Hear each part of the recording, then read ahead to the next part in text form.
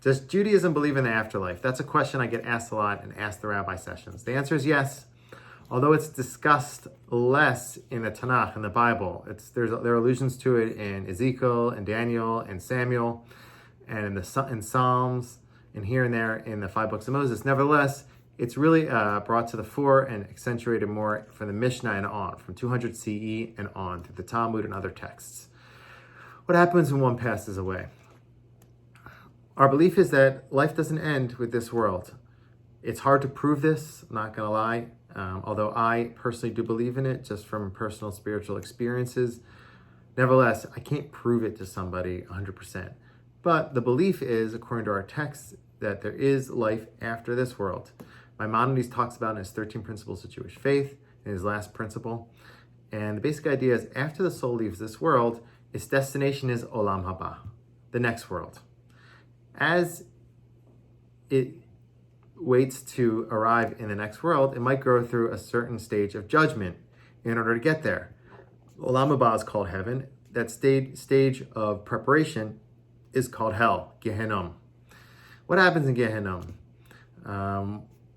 There are scary descriptions of this. The Ramban describes it in a scary way in Shara Gmul. I remember reading that when I was in yeshiva and getting freaked out when I was in seminary. But what I've heard from my rabbis is it's a stage of preparation, and it's not an eternal damnation. We don't believe in that according to Jewish tradition. Only select individuals who've completely dimmed the spirituality of their souls, that's their destination. But for the most part, we don't believe in that. Hell is a purgatory, a preparation stage to get to the next world. And what happens there? Some of the pain can be connected to shame. It says that we are shown, once we're in the world of truth, we see the truth for what it is. And if we didn't act accordingly, we didn't act in a spiritual, upright, and authentic way in our lives, trying to fulfill the way of God, we'll feel shameful in the next world because we'll see things for the truth, and we'll say, oh, I wish I would have done better. I wish I would have fixed that act or done better here. I also believe that we'll probably be grateful and recognize all the good that we did too, because if it's the world of truth, there's good and there's bad. Another way, so that is one way to see the pain. Another way to see the pain of Gehenna, of the struggles of hell, would be to compare it to somebody who emerged from a dark cave into bright light very quickly. If the individual was not connected to God and to Torah and mitzvot and the path of God, or they weren't living their authentic, their life according to their authentic selves, when they get to the next world, which is an authentic place, which is a place of Torah, of mitzvot, of holiness, of godliness, they will feel completely out of place when they get there. And it will be a very bright light, and it'll be hard for those individuals to manage that. And that is some of the pain of going into hell. The idea that we will feel out of place and uncomfortable in that reality.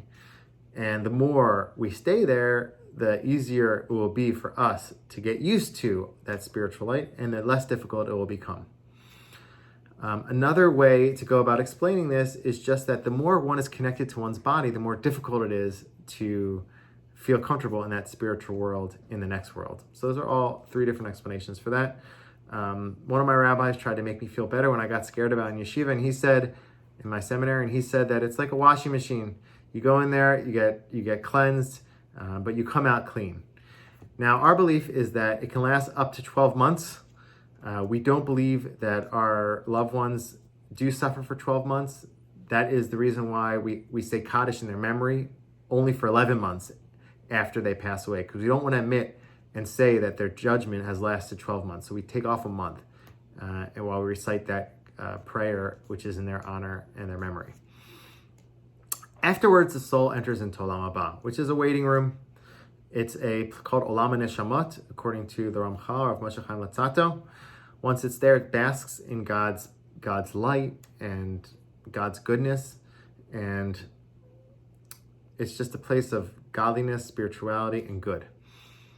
Now, according to mystical tradition, there's a stage that comes after that. There's a debate on this. Maimonides has one approach, but according to Rav Moshe Chaim Latzato and the mystics, what happens next is that the body comes down and the soul comes down and joins the body for Techiyat HaMeitim, which is the resuscitation of the dead. This is the 13th principle of faith according to Maimonides.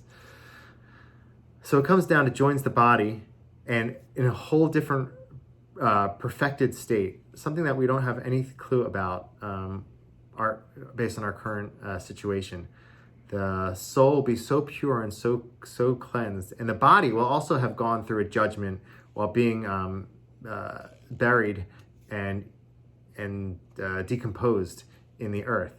Later, it will be they will come together, and that will be the state that the souls will live in till the end of time with the bodies. This reality that we have no clue what it would even look like. It's completely like Rav Moshe Chaim Luzzatto and other texts say that we might be flying at that time period. Some really cool stuff that they talk about. And we're looking forward to that time period. The main idea is that in this world, we prepare ourselves for the next world. Although Judaism talks a lot about fixing and elevating this world as an ideal within itself. And perhaps that's why when you talk to people and you ask them, does Judaism believe in heaven and hell? They might say no. They might say no because our texts are very focused on elevating and improving this world. It's called Tikkun Olam. Nevertheless, there is what to look forward to in the next world, and there's what to be said for growing spiritually, connecting to Torah, finding your own spiritual path, living your own authentic spiritual self. When you do that, you'll be aligned with the spiritual world and the world of truth. And once you get there, you'll feel comfortable and you'll be able to be elevated quickly, and God willing, be able to enjoy all the blessings that our tradition promises for those who follow God's ways. Take care, everyone.